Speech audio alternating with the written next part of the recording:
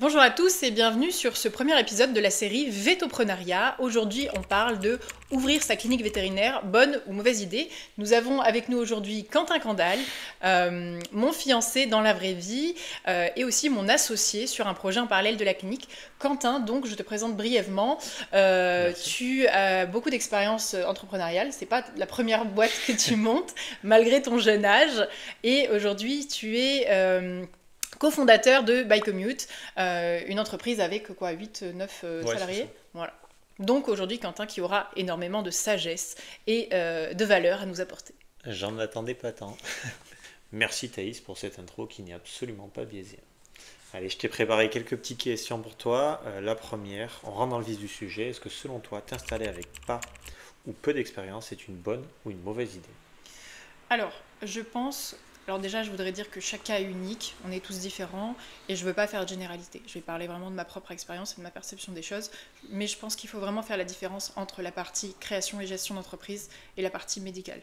C'est-à-dire que la partie création et gestion d'entreprise, tu ne sauras pas monter et gérer une structure vétérinaire ou une entreprise en général sans l'avoir fait. D'accord, c'est quelque chose, il faut le faire pour savoir le faire, tout bêtement. Le côté médical, c'est vraiment autre chose, c'est-à-dire que globalement, tu vas avoir une corrélation entre plus tu vas être expérimenté, moins tu vas passer un mauvais moment. Parce que tu vas vraiment passer d'un statut de vétérinaire salarié avec peu ou pas de, enfin, peu de responsabilité à quelqu'un qui est en charge de tout, qui sera potentiellement seul en fonction du type de structure que tu crées.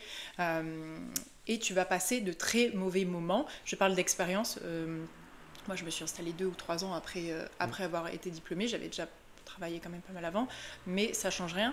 Même comme ça, je sais que les premiers mois, on a eu des cas qui étaient très difficiles, où tu perds des points de vie, qui sont émotionnellement très durs, moralement très durs.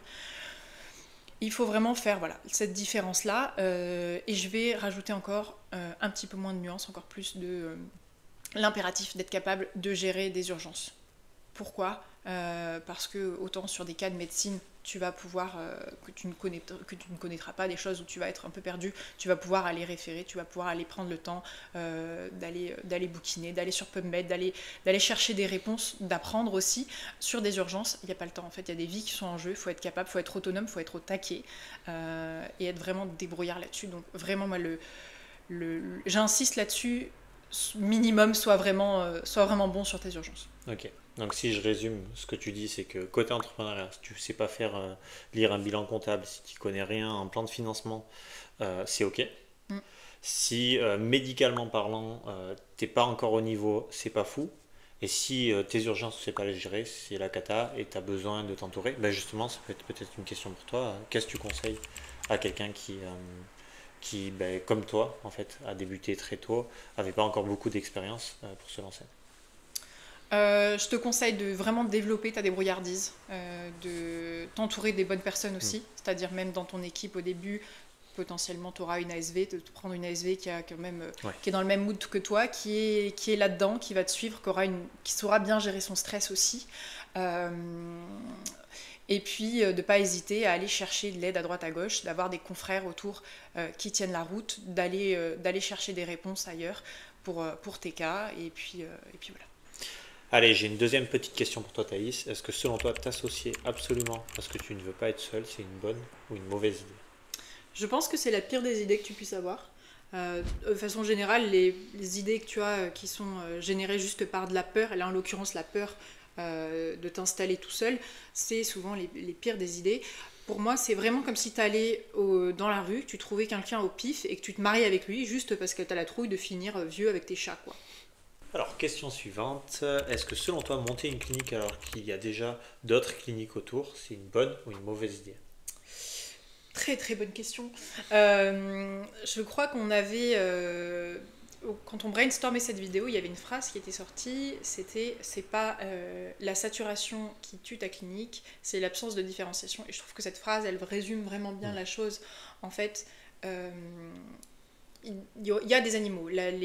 Tant qu'il y aura des animaux, il y aura du travail. On n'est pas une profession, on n'est pas une start-up, d'accord. Donc, tant qu'il y aura des animaux, il faudra les soigner. Donc, c'est complètement possible pour toi de t'implanter dans une zone où tu as déjà des confrères autour. Ce qui va faire la différence, c'est de te différencier, de pouvoir créer ta patientèle sur des critères bien précis. Par exemple, je vous explique, moi je suis entourée de grosses structures, de cliniques qui sont bien plus grosses que moi, qui tournent très bien avec des gros volumes, etc., des très bonnes cliniques. Et nous, c'est vrai qu'on est une structure, une toute petite structure, on est 2 vétérinaires. On fait les choses sans prétention et en fait les gens viennent pour ça, pour le côté un petit peu plus familial, le fait qu'ils connaissent toute l'équipe, qu'ils connaissent toutes les ASV. Et c'est vrai que c'est ça qui fait la différence, c'est-à-dire qu'en te différenciant, ben en fait tu vas pouvoir te créer une patientèle dans une zone que tu pourrais penser être sursaturée. Ouais. Dans le business, on a une notion qui s'appelle la niche. En gros, tu as ton marché, c'est le marché des vétérinaires, et la niche, c'est toi, par exemple, ta niche à toi, c'est celle de dire j'ai une patientèle plus en contact avec moi. C'est une niche familiale, presque, j'ai envie de dire. Et c'est ça qui va être important, c'est que tu regardes autour de toi dans quelle niche sont les différents vétérinaires que tu as autour de toi. Tu as même des outils qui te permettent de faire ça. Donc, tu vas sur Internet, tu tapes le nom des outils, je crois que c'est un truc genre zone de chalandise, c'est ça? Possible, ouais. Tu l'as? Ouais. Zone de chalandise, t'écris la chose, et en fait, tu vas placer des points sur une carte et tracer un cercle autour, et ça va être la zone de chalandise de cette clinique vétérinaire. Et tu vas mettre des types. Par exemple, cette clinique vétérinaire, elle est aussi de type familial. Celle-ci un autre type et celle-ci un autre type. Et à la fin, ça va te permettre d'avoir une bonne représentation des gens qui t'entourent, des cliniques qui t'entourent, et de savoir un petit peu mieux est-ce que c'est un bon ou un mauvais choix d'ouvrir ce type de clinique à cet endroit-là. Dernière question pour toi, Thaïs. Est-ce que selon toi, s'endetter lourdement dans un plateau technique, c'est une bonne ou une mauvaise idée quand tu commences? Il y avait une phrase qu'on avait, à laquelle on était arrivé, la conclusion en fait à cette question, c'était trop d'investissement sans rentabilité, c'est un suicide financier. Pas assez d'investissement, c'est tuer ton potentiel. Et ça, je trouve ça vraiment très intéressant. Je pense qu'il y a beaucoup de gens qui ne connaissent pas la différence entre dépenser et investir. Et c'est un concept qui est super important, que tu arrives à maîtriser maintenant que tu vas être potentiellement chef d'entreprise. Et en fait, on a beaucoup de gens qui vont ou être trop ambitieux, c'est une espèce de spectre, des gens qui vont être trop ambitieux sur leur plateau technique. Et récemment, on a eu le cas avec des gens qu'on accompagne qui ont voulu un très très beau plateau technique et dans leur prévisionnel, ils se sont rendus compte qu'en fait, ça demandait derrière une rentabilité qui était énorme parce qu'il va falloir amortir ce matériel qui va te coûter la peau des fesses. Et donc, en fait, tu vas avoir une grosse pression financière pour amortir ce plateau technique. Et à l'autre bout de ce spectre-là, tu vas avoir des gens qui vont être ce qu'on appelle des rats, qui vont pas vouloir dépenser un sou et en fait qui vont pas se rendre compte que justement le terme investissement c'est quelque chose, tu vas mettre de l'argent dans quelque chose qui va t'en rapporter par la suite. Il y a plein de termes associés à ça, voilà. Et qu'en fait c'est pour ça qu'on dit pas assez investir, c'est tuer ton potentiel parce que d'investir, ça va te permettre de créer des actes en plus, d'apporter des services en plus, de pouvoir, t'achètes un échographe, tu vas pouvoir faire des échos, tu vas pouvoir améliorer tes chiffres, un monitoring, de développer non seulement des actes associés à ça, mais aussi des compétences et de l'attractivité pour ta patientèle. Ouais, je vois. Moi, je rajouterais à ça qu'il faut faire attention à ce que ton plateau technique corresponde aux besoins de tes clients et pas à ton ego. Et c'est quelque chose sur lequel on peut aller vite, dans le sens se dire j'ai toujours rêvé d'un énorme plateau technique, tout comme j'ai toujours rêvé d'une très grosse voiture, alors je vais m'acheter une très grosse voiture. Mais si toi, tes clients, parce que c'est un investissement comme tu l'as très bien dit, ne sont pas prêts et n'ont pas ce besoin-là, et bien derrière, tu vas jamais pouvoir rentabiliser ton investissement. Complètement, essayer de dire je reste connecté à la réalité et mettons si ma patientèle cible dans la zone où je suis installée c'est des chasseurs, je vais pas m'amuser à acheter un scanner. Ouais, exactement. Mais je finirai par apporter encore un petit peu de nuance, de dire en fait le but de ton installation c'est quand même de te faire kiffer. Le but c'est que tu prennes du plaisir dans ton métier et c'est vrai que ça souvent c'est associé médicalement. On reste, voilà, c'est chouette d'avoir des beaux jouets, c'est chouette de pouvoir t'équiper comme tu as envie, et l'intérêt d'avoir ta propre structure, c'est aussi de te dire, en fait, je prends mes décisions pour pouvoir avoir mon matos, et donc quand même de profiter de ça, ce qui va aussi te permettre derrière toi de développer des compétences, de pouvoir te former en éco, de pouvoir te former en chir, de pouvoir attirer aussi une clientèle spécifique, attirer des collaborateurs, être plus attractif le jour où tu voudras recruter, parce que tu pourras dire qu'effectivement, je sais pas, tu as un bistouri électrique, je sais pas, que tu as voilà, ces petites choses en plus, et qui te permettra aussi, toi, de t'épanouir, d'épanouir ton équipe. Donc, c'est quelque chose, voilà, il faut quand même garder ce côté un peu fun, un peu joueur, quoi. Ouais. En conclusion, pour répondre à cette question, est-ce que c'est une bonne ou une mauvaise idée de lancer sa clinique? Ouais, moi je pense qu'il n'y a jamais eu autant d'opportunités qu'en 2025 parce que tu as accès à des outils, c'est Internet, c'est l'intelligence artificielle, c'est YouTube où tu vas pouvoir accéder à des questions, à des réponses à des questions que tu vas te poser toi seul de ton côté. Mais il y a toujours une nuance à faire, c'est-à-dire que oui, c'est une belle opportunité si tu es dans des belles conditions et si tu sens que c'est le bon moment pour toi. T'en penses quoi?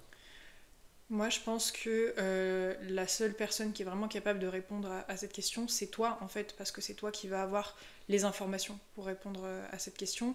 Et le mot-clé, je pense, là-dedans, c'est le mot lucidité. Que tu sois lucide par rapport à ta situation, par rapport au fait sur la zone dans laquelle tu veux t'installer, sur tes capacités, sur ce que tu as dans le bide, si tu es fait pour ça. Si tu es vraiment fait pour ça, ce sera l'opportunité de ta vie. Vraiment, moi je sais que ça a tout changé pour moi, le fait d'avoir ma structure, de reprise de contrôle professionnellement, ça a soulagé tellement de souffrances que j'avais envers ma profession, de questionnements que j'avais sur ma légitimité, ma place, des choses vraiment qui vont beaucoup plus loin que juste ton épanouissement professionnel, ta place dans le monde, à quoi tu sers, tout ce que tu fais.